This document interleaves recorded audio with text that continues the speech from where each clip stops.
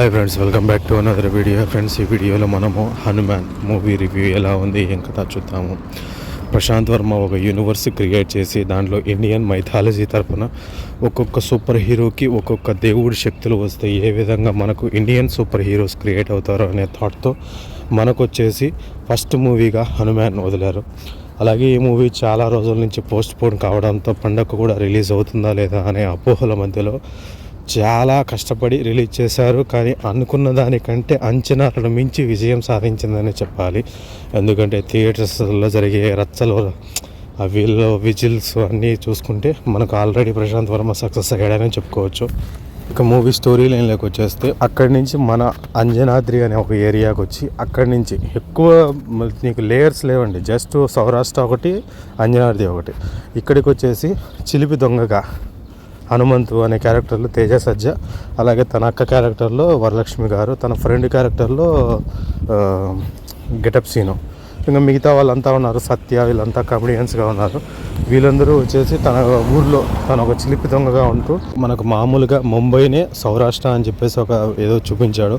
అలాగే అక్కడ ఒక చిన్న పిల్లవాడు సూపర్ హీరోస్ అంటే spider man, super man, iron man, Batman వీళ్ళందరినీ ఇన్స్పిరేషన్గా తీసుకొని ఎంత సూపర్ హీరో అవ్వాలని ట్రై చేసినా కానీ తను ఎందుకంటే నార్మల్ కాబట్టి మూవీలలో చేయలేడు కాబట్టి ఆ విధంగా కాలేడు. వాళ్ళ తల్లి చెప్తుంది మంచి కోసం తనకంటే శక్తిని మించి ప్రయత్నించిన వాడే సూపర్ హీరో నాన్న అని చెప్పినా కానీ వినకుండా నెగిటివ్ థాట్స్తో సూపర్ హీరో అవ్వాలనుకుంటాడు, పెద్ద సూపర్ విలన్ అయిపోతాడు. హీరోయిన్కి తను చిన్నప్పటి నుంచి తను ప్రేమిస్తూ ఉన్నా కానీ ఐ లవ్ యూ చెప్పలేక చాలా ఇబ్బంది పడుతూ ఉంటాడు.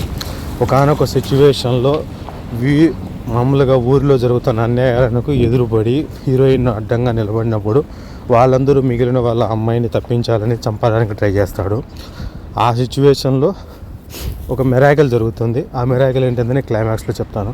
అప్పుడు జరిగినప్పుడు దాని తర్వాత తను అకస్మాత్తుగా ఆ సిచ్యువేషన్లో దగ్గరలో ఉన్నా కానీ అక్కడికి వచ్చి ఆ అమ్మాయిని కాపాడి తను ఒక చనిపోయాడు అనే పొజిషన్కి వెళ్ళిపోతాడు.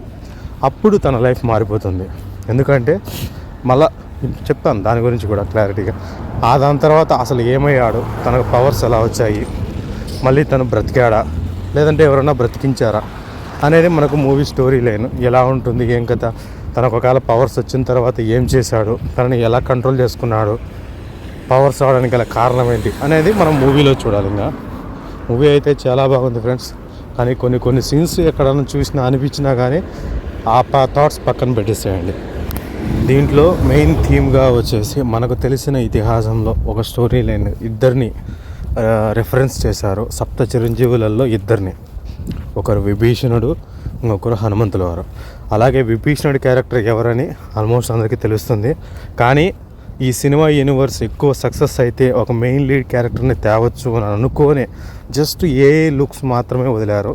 మీకు ఫేస్ రివీల్ చేయలేదు, జస్ట్ కళ్ళు చూస్తే కొద్దిగా చిరంజీవి గారి లుక్స్ మాత్రం ఉంటాయి. కానీ హనుమాన్ లుక్స్ మటుకు వదలలేదు. మామూలుగా బ్యాక్ సైడ్ నుంచి లుక్స్ మటు బాడీకి ఎలా ఉంటుంది అనేది మటుకు విజువల్స్ వదిలారు. మనకు ఇంకా క్లైమాక్స్లో ఒక ఫ్రేమ్ వస్తుంది, జై హనుమాన్ 2025 అని చెప్పేసి. దీనికి సంబంధించి సీక్వెల్ కూడా రెడీ చేసినట్టున్నాడు.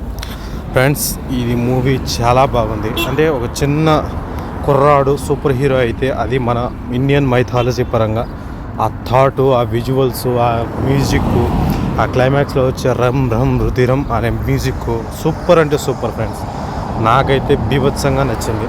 అందరూ వెళ్ళండి, చూడండి. సంక్రాంతి పండుగ సినిమా మెయిన్ సినిమా. మా ఛానల్ని లైక్ చేయండి, షేర్ చేయండి, సబ్స్క్రైబ్ చేయడం మర్చిపోవద్దు.